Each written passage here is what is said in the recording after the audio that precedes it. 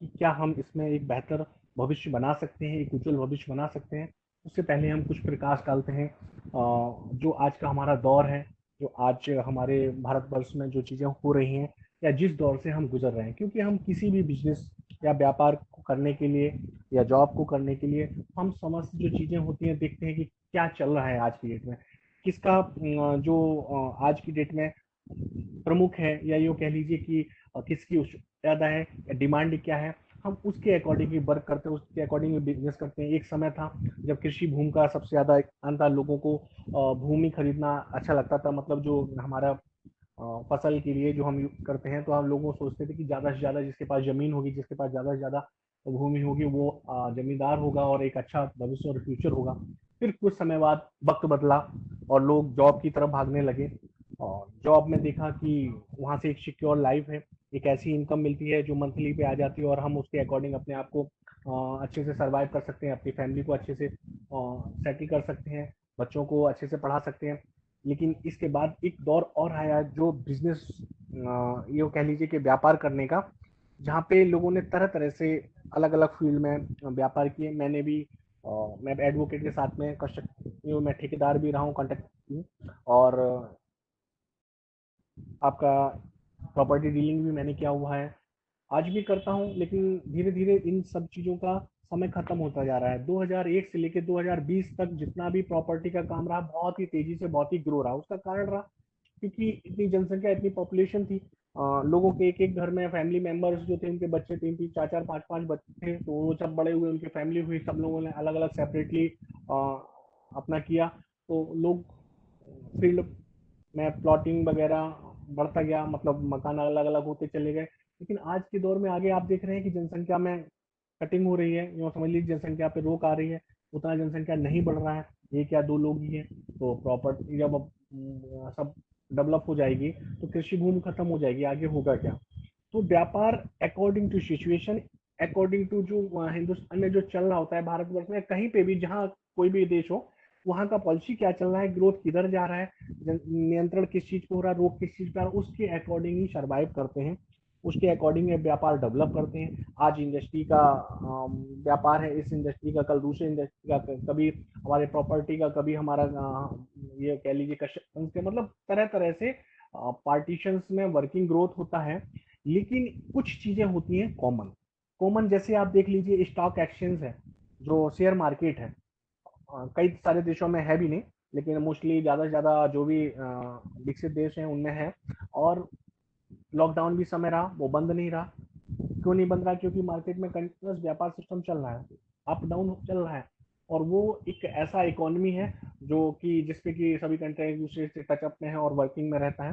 तो जिस जिस देश में है उनका इकोनॉमी, उसके अनुसार ही इकोनॉमी का होता है, उसके अनुसार ही हम देखते हैं प्लस माइनस कौन क्या, मतलब आप बहुत सारी वो हम डीपली नहीं जाएंगे। बस मैं इतना कहना चाहूंगा कि कुछ बार ऐसे हैं जो कभी बंद नहीं होते। उसमें से ही आज एक हम ऐसी अपॉर्चुनिटी के बारे में बात करने जा रहे हैं, क्योंकि हम सभी काम सभी लोग नहीं कर सकते, लेकिन कुछ काम सभी लोग कर सकते हैं। तो वो कुछ काम कैसे हैं कि हम पार्ट टाइम में भी अपने बिजनेस को करते हुए भी, अपनी जॉब को करते हुए भी हम यहाँ पे कर सकते हैं। हम अगर कृषि कार्य करते हैं तो भी हम कर सकते हैं, और व्यापार करते हैं तो भी कर सकते हैं, और जॉब कर रहे हैं तो भी कर सकते हैं। कुछ ऐसे काम हैं जैसे कि हमारा जो आज का बिजनेस कॉन्सेप्ट है, जिसके बारे में आपको अभी मैं बताने जा रहा हूँ, जो कि वर्क फ्रॉम होम है, यानी घर से आप काम करें। और ऐसा कोई काम आपको मिल जाता है आज की डेट में कि जो सभी जो आप कर रहे हैं उनके साथ में कर सकें, और उस पर भी कोई लिमिटेशन ना हो, किसी प्रकार से कोई बाउंडेशन ना हो, किसी प्रकार से कोई बॉस ना हो, किसी प्रकार का कोई टारगेट ना हो। अगर ऐसा कुछ है, और without expensive, without investment, without liability, तो दी बेस्ट है। और ऐसा अवसर अगर आपकी जिंदगी में आ जाता है, तो हम तो ये मानते हैं कि हमारे लिए हम सौभाग्यशाली हैं कि हमें ऐसी भी कुछ अपॉर्चुनिटियां जो है हमारी आगे की जो फ्यूचर है वो उसको सिक्योर कर सकती हैं। ऐसी अपॉर्चुनिटी हमारी समझ आए तो हम अपने आप को सौभाग्यशाली समझेंगे। और अगर हमने ये अपॉर्चुनिटी खो दी, यानी कि ऐसा कोई अवसर आता है और हम उसको खो देते हैं, तो इससे बुरा भी क्या हो सकता है? क्योंकि जिससे हमारी ज़िंदगी बदलाव आना हो, ये ज़िंदगी बदलने वाली हो, हमारे आगे की जनरेशन का जो फ्यूचर है वो सिक्योर होने वाला हो, तो दोस्तों बहुत ही कम ऐसी आज की डेट में बिजनेस हैं, व्यापार हैं, जहाँ पे फुली श्योरिटी हो, और सबसे बड़ी बात है कि आगे की जनरेशन भी सिक्योर हो। बहुत ही नथिंग बे, लेकिन कुछ है, और उस कुछ को समझने के लिए, जानने के लिए हमारे पास बहुत ही कम सोर्स होते हैं। क्योंकि आज के दौर में जो माहौल आप देख रहे हैं देश में चल रहा है कि अपना काम बनाइए, दूसरे का बिगड़ता है तो बिगड़े, कोई मतलब नहीं है, मतलब अपना काम बनना चाहिए। बहुत कम, या यूँ कह लीजिए नथिंग डे पे कि सबका साथ सबका विकास, यानी कि हम आगे बढ़ें और हम अपने साथ कई लोगों को अपने साथ आगे बढ़ाएं, ऐसा बहुत कम है, बहुत रेयर केस में आपको देखने को मिलेगा। बट जिस अपॉर्चुनिटी के बारे में हम बात करने जा रहे हैं वो ऐसी ही अपॉर्चुनिटी है कि जहाँ पे खोने के लिए कुछ नहीं है, पाने के लिए बहुत कुछ है।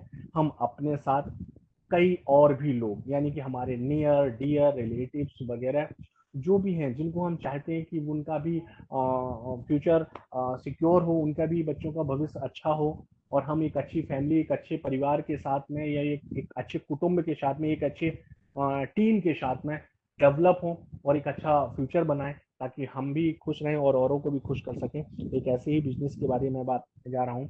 तो दोस्तों, किसी भी बिजनेस या किसी भी जॉब, या हम कोई भी ग्रोथ का इनकम ऑफ सोर्स के लिए काम करते हैं, तो हमारा एक मतलब होता है, एक मकसद होता है, एक टारगेट होता है, कुछ सपने होते हैं जिनको हमें अचीव करना होता है। अगर हमारा कोई मकसद नहीं है, कोई सपने नहीं है, कोई ड्रीम्स नहीं है, तो हम ये सोचते हैं हम क्यों चल रहे हैं आगे, क्या करना है मुझे, हम क्यों, आज नहीं कल हो जाएगा, कल नहीं परसों हो जाएगा, 10 दिन में हो जाएगा, महीने भर में हो जाएगा, साल 2 साल में हो जाएगा, क्या जरूरत है।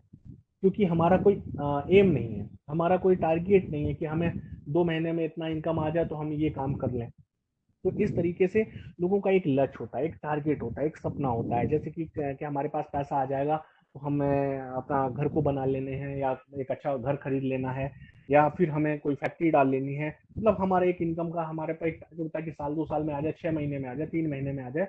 मतलब एक दिमाग में कॉन्सेप्ट होता है। अगर हमारे दिमाग में टारगेट नहीं है, कोई टाइमिंग फिक्स नहीं है, तो हम चलते ही रहते हैं, और कब पहुंचेंगे, कहाँ पहुंचेंगे, मतलब नहीं होता। इसलिए सपनों का होना बहुत जरूरी है, टारगेट दिमाग में रहना बहुत जरूरी है कि हमें कोई चीज पानी है, अच्छी बात है, लेकिन कितने जल्द से जल्द पानी है। अगर आपके टारगेट जो है वो शॉर्ट टर्म होंगे तो ज्यादा अच्छा है, क्योंकि स्टेप टू स्टेप पे जब हम आगे बढ़ते हैं तो खुशी का, एक छोटी छोटी खुशी मिला के एक बड़ी खुशियां तैयार होती है। लेकिन बड़ी खुशी एकदम तैयार नहीं होती, उसके लिए हमें छोटी छोटी खुशियां तैयार करनी पड़ती हैं। और आगे मैं बताना चाहूंगा कि कुछ सपने होते हैं ऐसे कि हमारे, मैंने तो कुछ नहीं किया, या मैं आगे नहीं पढ़ पाया, या मैंने आगे ग्रोथ नहीं कर पाई, लेकिन हम अपने बच्चों को एक ऐसा भविष्य देना चाहूंगा। तो उसके लिए एक मस्ट भी होता है एजुकेशन। तो मैं चाहता हूँ कि हमारे बच्चे एक अच्छी एजुकेशन लेके ऐसे स्कूलों में पढ़ें जहाँ पे पूरी तरीके से सभी नॉलेज, या ये कह लीजिए कि उनको इस तरीके से तैयार किया जाता है कि वो कहीं ना कहीं सिलेक्ट भी हो जाते हैं, एक अच्छी ऊंचाइयों पर पहुंच जाते हैं, एक अच्छी कंपनियों में अच्छे पद पर भी सिलेक्ट हो जाते हैं, या बहुत से साइंटिस्ट, डॉक्टर, इंजीनियर इस तरीके से अच्छी पोस्ट पे निकल जाते हैं। तो लोगों का मकसद होता है कि हमने नहीं कर पाया, लेकिन हमारे बच्चे अच्छी जगह पढ़ेंगे तो अच्छी जगह सिलेक्ट भी हो जाएंगे। कुछ का ये रहता है कि हमारा घूमने का रहता है कि हमको देश विदेश दुनिया देखे कैसी बनी है। न तो लोग कहीं गांव या शहर में एक जिंदगी पूरा निकाल दिए, कहीं इस जगह से उस जगह जा ही नहीं पाए, क्योंकि इतना काम या जिम्मेदारी रही, या उनको जरूरत नहीं रही, या उन्होंने सोचा नहीं, या कोई था ही नहीं उनको बताने वाला। बहुत सारे रीजंस रहते हैं। लेकिन अगर हमारे मन में रहता है कि हम देश विदेश घूमें, तो जिस दिन हमारे पास पैसा आएगा उस दिन हम नो डाउट किसी के नहीं मानते हैं, और हम घूमने के लिए निकल जाते हैं, टूरिज्म पे निकल जाते हैं, और अपनी आंखों से इस देश दुनिया, जो इतनी खूबसूरत दुनिया बनी हुई है, उसको नज़ारा हम लेते हैं दोस्तों। और और ऑप्शंस रहते हैं, ऑप्शंस जैसे हमारे माँ बाप हैं, उनकी केयरिंग का रहता है। जब उनकी ओल्ड एज होती है तो उस टाइम पे उनको दवा दारू सबकी ज़रूरत रहती है, और अच्छा उनको केयरिंग के लिए भी रहता है। उनको भी इच्छाएं होती है कि हम भाई हम इस एज पे थोड़ा वॉकिंग करें, घूमें टहलें, या इच्छा होती है कि हम बाहर, तो उनका भी हमें स्वास्थ्य से लेके और उनकी तमाम ज़रूरतों का ख्याल रखना होता है। तो ये सब हमारे सपने होते हैं। लग्जरी गाड़ियाँ, यानी कि ढेर सारा पैसा हो तो हम अच्छे से गाड़ियाँ, या ये समझ लीजिए कि घूमना फिरना, ये कह लीजिए कि हम अपने दोस्तों के यार साथ में मॉल्स, शॉपिंग्स वगैरह, मतलब इस तरीके का माहौल। और कुछ को क्या होता है कि हम अच्छे से पढ़ाई कर लें, बहुत एजुकेशन कर लें, किसी का मन ही नहीं बढ़ता, उनको लगता है कि हम डिग्री पे डिग्री ले लें और बाहर जाके पढ़ें, देश विदेश में जाके पढ़ें। मतलब उनको एक शौक होता है खुद को तैयार करने, खुद को एक एजुकेटेड बनाने का, कोई भी चीज़ हमसे छूटे ना, मैं ज़्यादा से ज़्यादा पढूँ। तो ये बहुत सारी चीज़ें हैं, तरह-तरह की हैं, सबका अलग-अलग मन होता है, सबका अलग-अलग सोच होती है, सबका अलग-अलग सपना होता है। लेकिन सब में एक ही चीज़ कॉमन होता है, पैसा।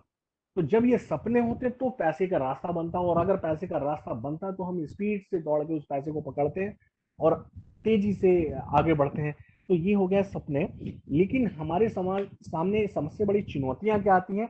हम बढ़ते तो हैं आगे, पैसा हमें नजर आता है कि हम ये सब चीजें पा सकते हैं और कब तक पा लें, उसके लिए पैसा चाहिए। पैसा जो आता है वो, हमें चुनौतियां उनके साथ में भी आती हैं। जो पैसे हमारे पास आते हैं, लेकिन वो चुनौतियों को लेके आता है, और वो चुनौतियां किस प्रकार की होती हैं जिनको हम देखते हैं और समझ लीजिए कि परेशान भी होते हैं, सरवाइव भी करते हैं, और बहुत से लोग सक्सेस हो भी जाते हैं स्ट्रगल करके, और बहुत से लोग सक्सेस नहीं भी हो पाते हैं।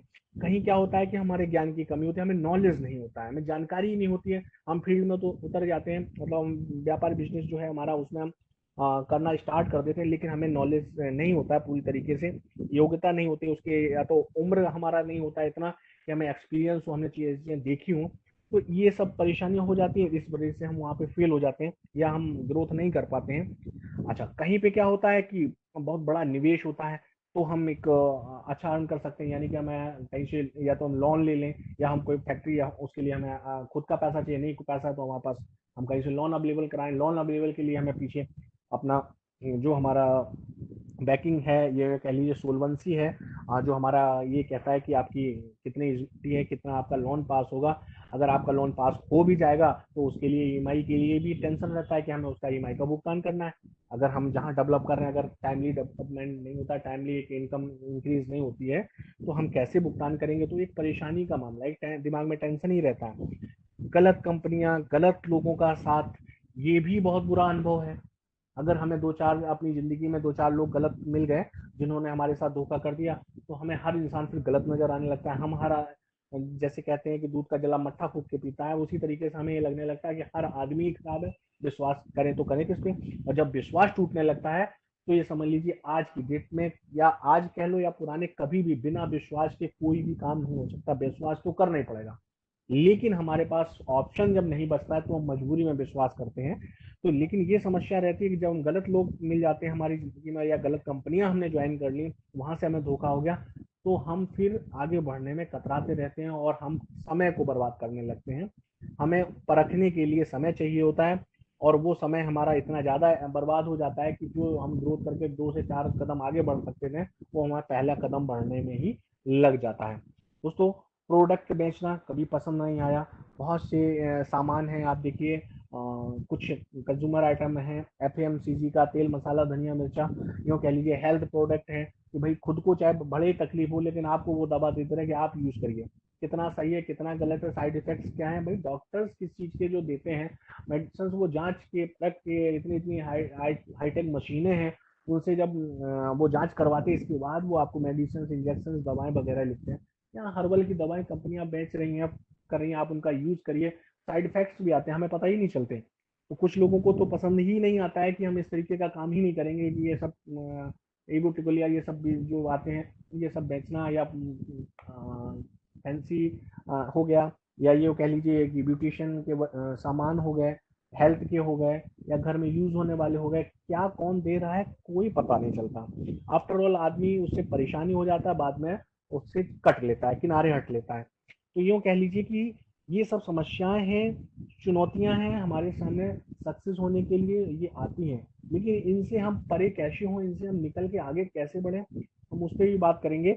और सबसे बड़ी बात जो रहती है, वो सीखने के लिए कोई स्वतंत्र मंच नहीं है। ये सब चीजें जो हमारे पास समस्या आती हैं, अगर हमें कोई सिखाने वाला हो, कोई स्वतंत्र मंच हो जहाँ से हम इजी वे सीख सकें। जैसे कि हम एजुकेशन लेते हैं, जब हम कहीं अच्छे स्कूल में एडमिशन ले लेते हैं, अच्छा 1 2 3 4 5 6 7 8 बार पढ़ते चले जाते हैं। क्यों? क्योंकि हम वो एक स्टेप, वो एक एजुकेशन सेंटर, एक विद्यालय है, वहाँ सिर्फ शिक्षा दी जाती है, और हमारे जो गुरु होते हैं हमें उन पर भरोसा होता है, हमें एक विश्वास होता है कि जहाँ से हम शिक्षा ग्रहण कर रहे हैं, और जो टीचर हमें शिक्षा दे रहे हैं वो बहुत बेटर हैं, उनको भी सिलेक्ट किया जाता है, उनका भी इंटरव्यू होता है, और वो इसलिए होते हैं कि ताकि एक बेहतर से बेहतर हम लोगों को नॉलेज प्रोवाइड करा सकें। तो दोस्तों, ये सब चीजें जब मिलती हैं तभी तो हम ग्रोथ कर पाते हैं। तो यहाँ पे क्या होता है, कोई हमें सिखाने वाला होता नहीं, कहीं हम अच्छा कुछ यंत्र है या फील्ड या कोई भी ऐसा प्लेटफॉर्म नहीं होता जहाँ से हम तरीके से सीख सकें। लेकिन दोस्तों, अब हम सिक्के के दूसरे पहलू की बात करेंगे। ये जो समस्याएं रहती हैं, हमने अभी उस पर बात किया, अब हम सिक्के के दूसरे पहलू की बात करते हैं कि अगर ये सब कुछ हो क्या सब कुछ, यानी घर से काम करने की अगर हमारे पास सुविधा है, हमें कहीं नहीं जाना पड़ रहा है, यानी कि हमें हमारा टाइम भी बच रहा है, हमें ट्रैवल भी बच रहा है, हमारा ईंधन भी बच रहा है, हमारा एक्सपेंसिव खर्चा टोटल बच ही रहा है। उम्र का कोई बाउंडेशन नहीं, योग्यता का कोई बाउंडेशन नहीं, स्थान की कोई कमी नहीं किसी प्रकार की, कोई सामान खरीदने बेचने की जरूरत नहीं, कोई बॉस नहीं, कोई समय सीमा नहीं, पूरी तरीके से कानूनी वैधता, यानी कि टेम्परेरी कोई काम नहीं, लीगल है, गवर्नमेंट रेगुलेटेड है, और सीखने के लिए एक स्वतंत्र मंच, यानी कि घर से बैठ के आप एजुकेशन भी ले सकते हैं, वेरीफाई भी कर सकते हैं, प्रैक्टिस भी कर सकते हैं, और उसको पार्टिसिपेट भी कर सकते हैं, सीख भी सकते हैं, सिखा भी सकते हैं। अगर ऐसा कोई प्लेटफॉर्म आपको मिलता है, वो भी घर बैठे, तो दोस्तों फिर क्या आप, और बदले में इन सबके साथ में बदले में क्या मिलता है आपको, वो भी मैं आपको बता दूं। ये सब तो मिल गया, ये तो बेटर हो गया हमारे लिए, और साथ में और क्या मिल रहा है, वो भी डिविडेंड 6.5%, 50 वीक की समाप्ति पे, पर वीक आय का स्रोत, प्रमोशन, हर रैंक हासिल करने पे, असीमित आय, असीमित पीढ़ियों के लिए, निदेशक और शेयर बनने का अवसर, यानी कि जनरेशन टू जनरेशन इनकम, मतलब आपकी इनकम जो शुरू हो गई एक बार, वो आपकी दर पीढ़ी मिलती रहेगी। इनकम का सोर्स ऑफ इस तरीके का होगा। निदेशक यानी कि कंपनी के बोर्ड ऑफ डायरेक्टरशिप में आप पार्टिसिपेट कर सकते हैं, कंपनी के शेयर परचेज कर सकते हैं, ये सब भी आपको और मिल रहा है बदले में। तो दोस्तों कितने हमारे लिए बेटर हो गया। अब ये कहाँ मिल रहा है और कैसे मिल रहा है, तो सबसे पहले हम बात कर लेते हैं उस उद्योग की, उस इंडस्ट्री की, जहाँ पे ये सब चीज़ें आपको मिलेंगी और कैसे मिलेंगी। तो सबसे पहले हम बात करेंगे इंडस्ट्री की।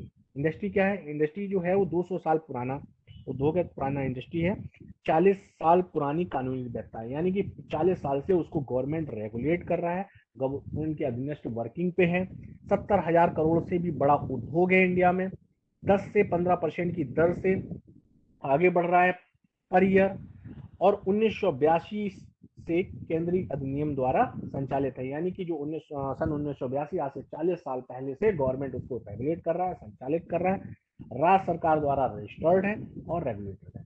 जिस राज्य में अगर इस इंडस्ट्री वर्क कर रही है, उस राज्य के द्वारा पूरी तरीके से रेगुलेटेड है और वहाँ पे रजिस्टर्ड भी है। तो अब हम बात करेंगे कंपनी के बारे में। तो अभी तक हमने इंडस्ट्री के बारे में जाना, अब हम बात करेंगे कंपनी के बारे में। तो कंपनी 9 साल पुरानी पब्लिक लिमिटेड कंपनी है दोस्तों, 9 साल पुरानी है, बट पब्लिक लिमिटेड कंपनियां जितनी भी होती हैं, मोस्टली आप कंपनियां देखेंगे प्राइवेट लिमिटेड कंपनियां होती हैं, उनको लिमिटेड बनने में बहुत समय लगता है, या बहुत से का पूरा जीवन ही निकल जाता है, वो लिमिटेड में ही नहीं बन पाती हैं, क्योंकि लिमिटेड बनना आसान नहीं है, उसका बहुत सारा प्रोसेस है। अब अगर उस पर डीपली हम बात नहीं करेंगे, लेकिन आपको इतना बता दें कि प्राइवेट लिमिटेड कंपनियां सभी कोई भी डेवलप कर सकता, बना सकता है, लेकिन लिमिटेड कंपनियां आसान नहीं है, और उनका बनाने के लिए हमें बहुत से नॉर्म्स को फॉलो करना पड़ता है। और यहाँ पे ये पब्लिक लिमिटेड कंपनी है, यानी कि उससे भी और ज्यादा बेहतर। तो हम ये इतना ही कहना चाहेंगे यहाँ पे, और ज्यादा जानकारी के लिए आप देख सकते हैं साइट्स पे जाके डिटेल्स में कि पब्लिक लिमिटेड कंपनी कैसे बनती है, यानी कि प्राइवेट लिमिटेड कंपनी, फिर लिमिटेड, और फिर पब्लिक लिमिटेड, ये स्टेप्स हैं। और तो सबसे बेहतर है हमारा पब्लिक। दूसरा, यहाँ पे कोई भी शिकायत, किसी प्रकार का एलिगेंस नहीं है 2012 से लेके आज तक एसकेसीआई यानी कंपनी के ऊपर। पूरी तरीके से कर भुगतान यानी टैक्स पेड है, और हर 3 महीने में कंपनी का ऑडिट होता है, जो कि कंपलसरी है।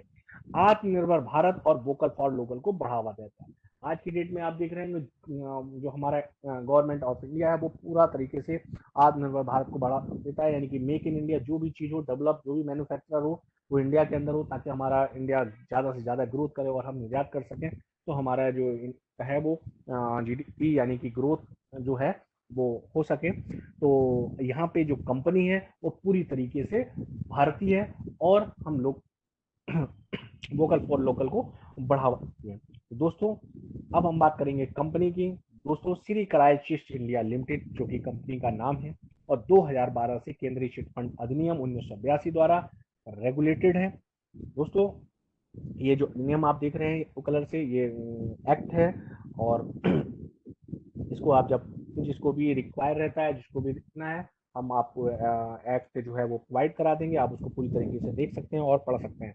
दोस्तों अब हम बात करेंगे कि सरकारी नाम एवं पहचान की। तो जो हमारी जो ये इंडस्ट्री है, और ये नॉन बैंकिंग फाइनेंस कंपनी है यानी कि एनबीएफसी, और इसको हम micro finance company, fraternity fund, rotating saving and credit institution and स्थानीय भाषा में कुरी चिट्ठी और बीसी आदि भी हम इसे कहते हैं। यानी कि 6 एम्स हैं जो कि अथराइज इन गवर्नमेंट हैं। हम इन्हीं नामों को रख के ही संचालन, जो भी इंडस्ट्री लीगल वे में संचालित होती है, वर्किंग कर रही है, उन्हीं 6 नामों के तक। बाकी कोई भी नाम अगर अदर प्रकार से रखता है, कुछ भी जो इनसे हटके है, तो ये आप समझ लीजिएगा कि कहीं ना कहीं उसमें मिशिंग है, कुछ ना कुछ गड़बड़ है। आगे हम बात करेंगे कार्यसूची की, कंपनी के प्रोफाइल किस प्रकार से काम करता है, अवसर का लाभ कैसे होगा, शुरू कैसे करें। तो देखेंगे हम कंपनी के प्रोफाइल के बारे में। सबसे पहले हम देखेंगे कंपनी के सर्टिफिकेट। सर्टिफिकेट जो है, आप स्क्रीन पर देख रहे होंगे, 2 सर्टिफिकेट हैं।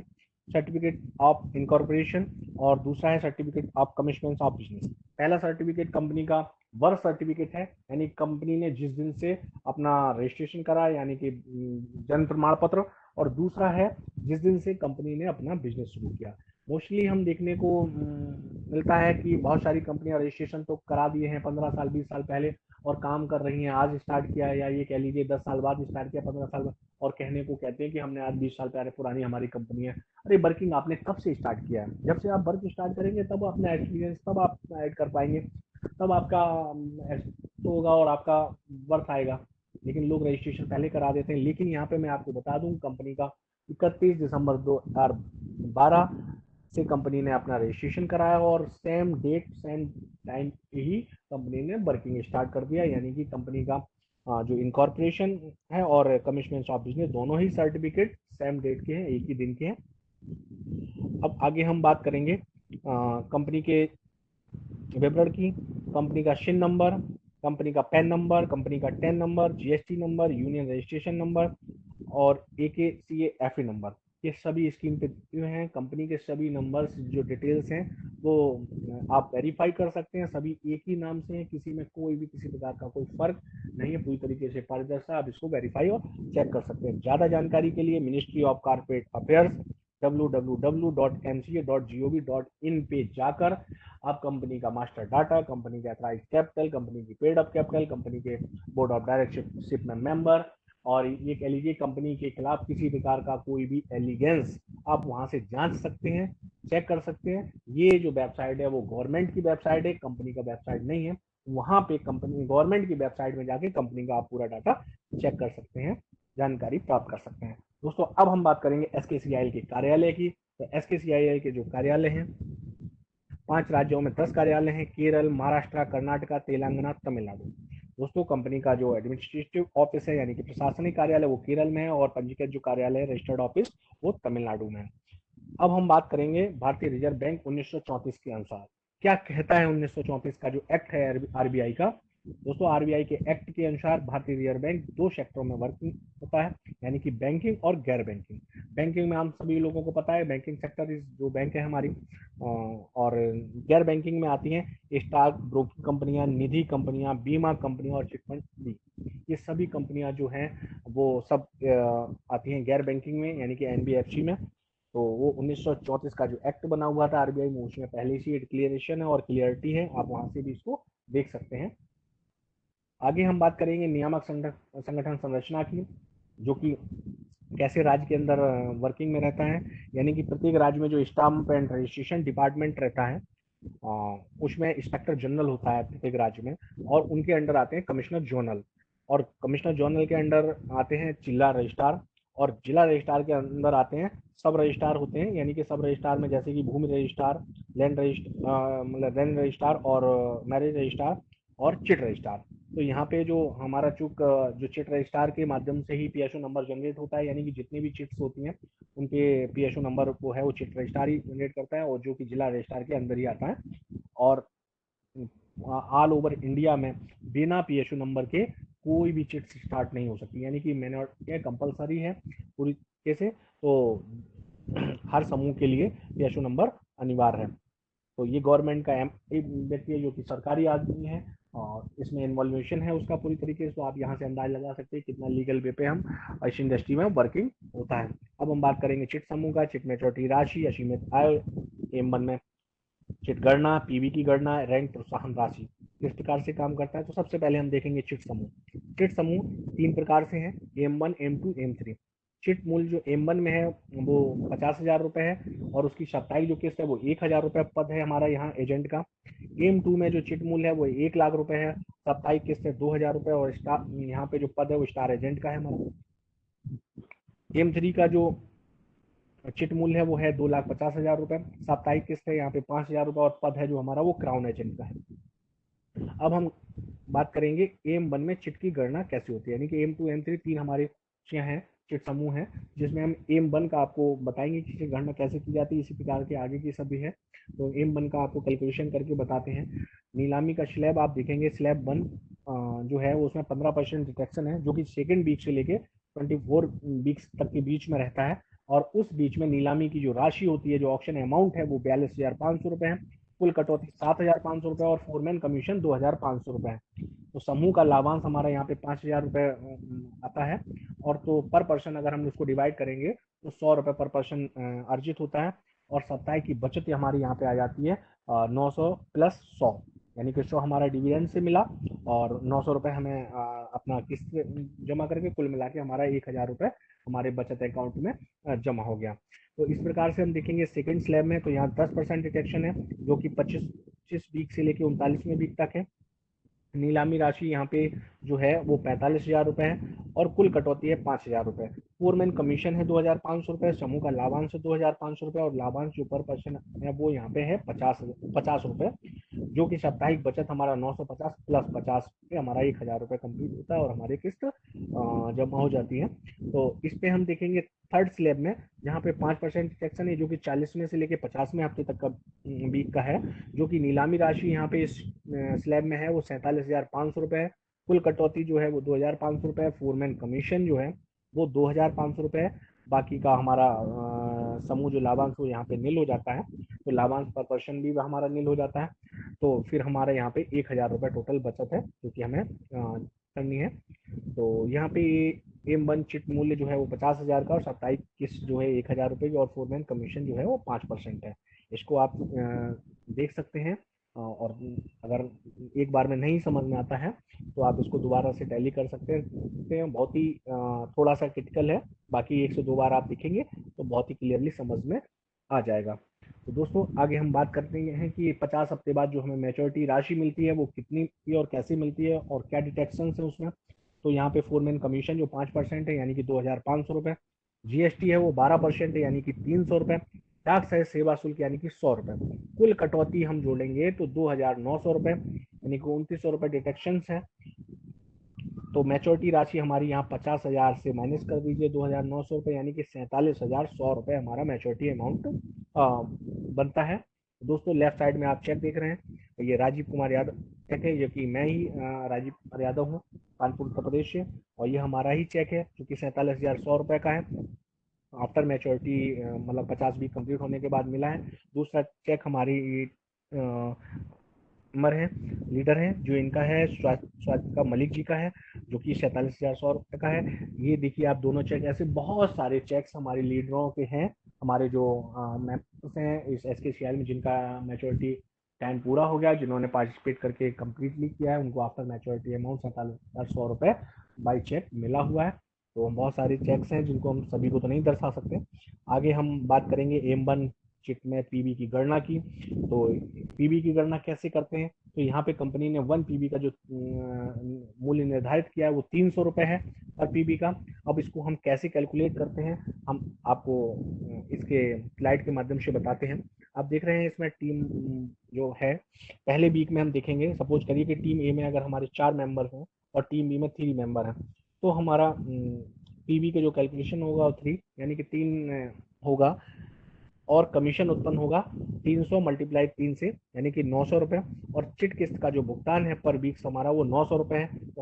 तो हमारे पास यहाँ पे साप्ताहिक जो आय होगी पर्सनली वो नील हो जाएगी और अगले सप्ताह के लिए एक व्यक्ति जो बचा है वो कैरी फॉरवर्ड हो जाएगा। अब दूसरे सप्ताह के लिए हम देखेंगे कि टीम ए में 10 लोग हो जाते हैं और टीम बी में हो जाते हैं 12। तो हमारे यहाँ पे पीवी की जो गणना होगी वो होगी 10 की, और 10 को हम 300 से मल्टीप्लाई करेंगे, यानी कि 3,000 रुपये हमारा कमीशन जनरेट होगा, 900 रुपये हमारा किस्त चला जाएगा, और साप्ताहिक किस्त जो हमारा साप्ताहिक आय जो होगी वो 2,100 रुपये यानी कि 2100 रुपये होगी।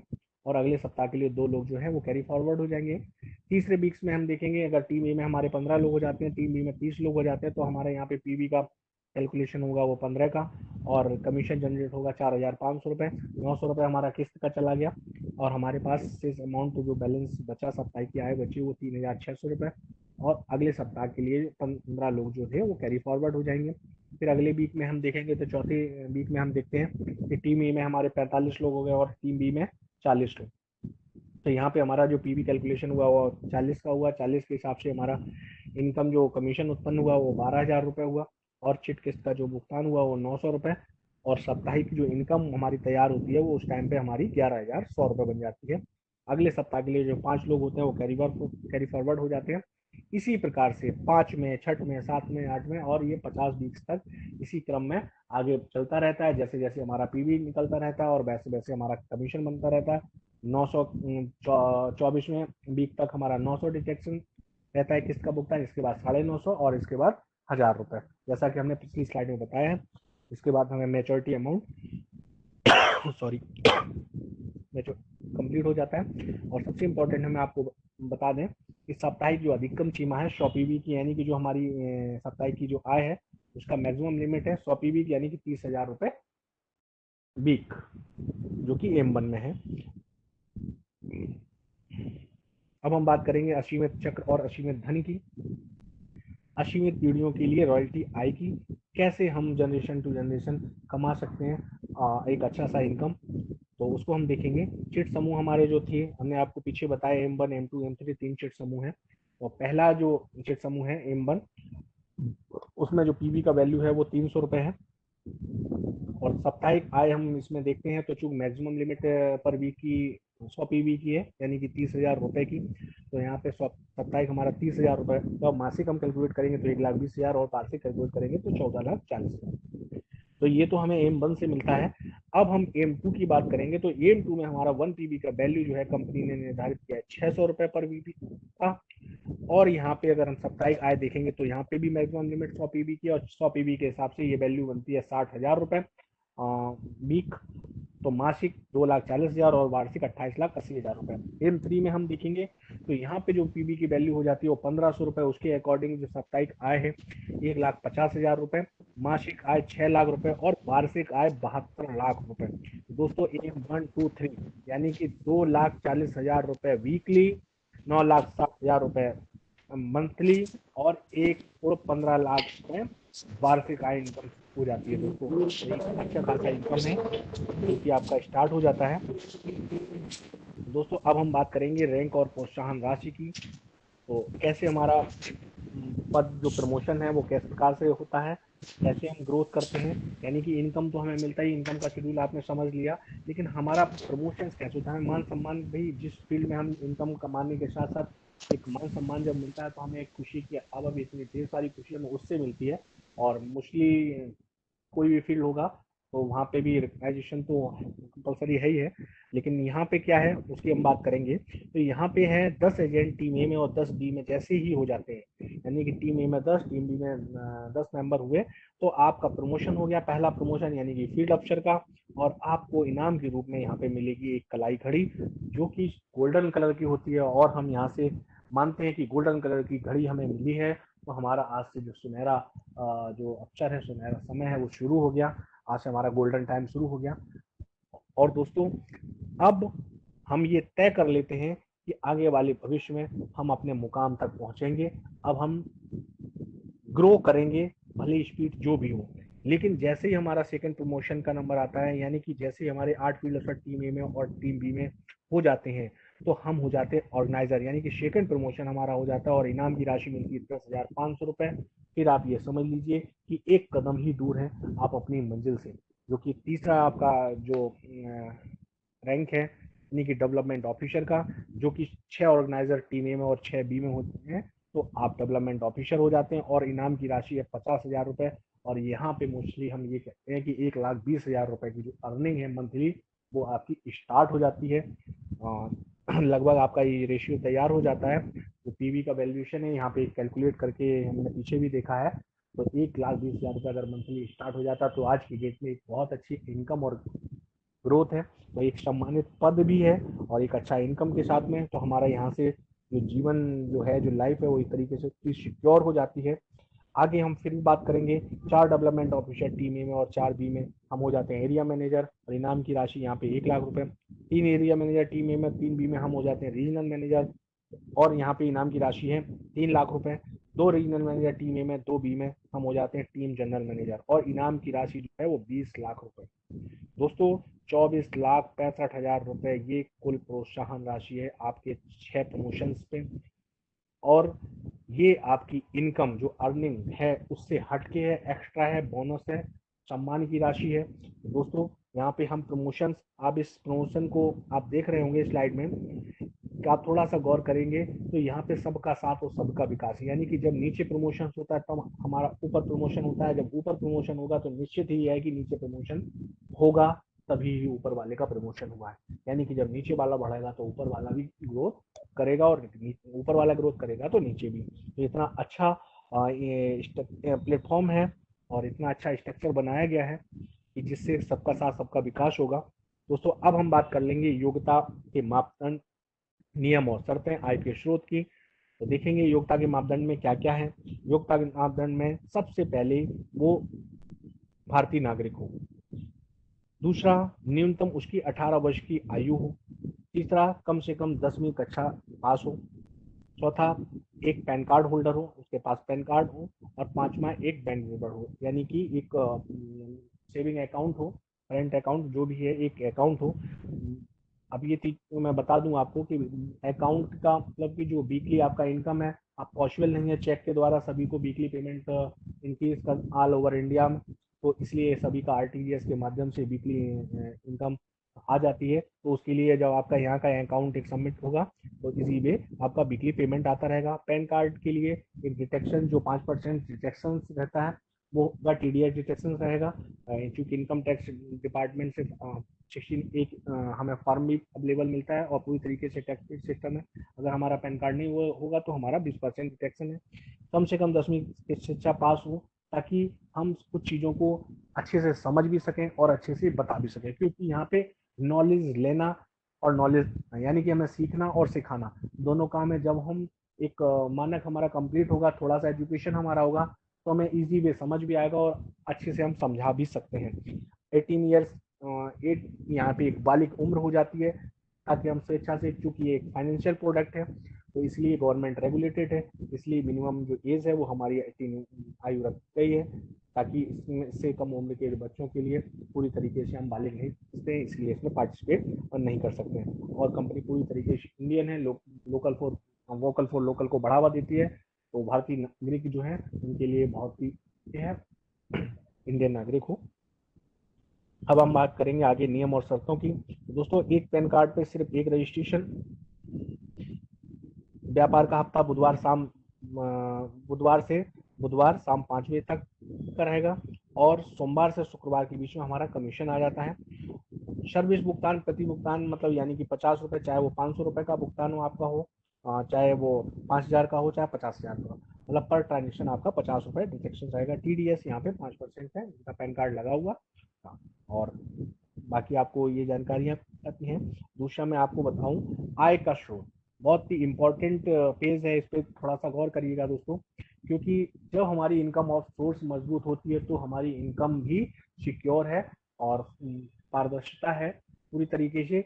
अब यहाँ पे आप देखेंगे कि जो 5% फोरमैन कमीशन होता है, जिसका जिक्र हमने पीछे भी स्लाइड में भी किया हुआ है, सरडी में भी है जहाँ पे देखा है, तो वो अधिनियम के अनुसार है, यानी कि जो 1982 का चिट फंड एक्ट है उसमें बहुत ही क्लियरली है कि इस इंडस्ट्री में जो भी ऑफरिंग में रहेगा उसका 5% फोरमैन कमीशन क्लियर है, और वो 5% कमीशन से ही 4% कमीशन हम सभी एजेंट्स को मिलता है, और 1% एसकेसीएल अपने खर्च और लाभ के लिए रखता है। और कंपनी को पूरा राइट्स है कि कंपनी अपना जो 5% है उसको अपने प्रचार और प्रसार में खर्च कर सकती है।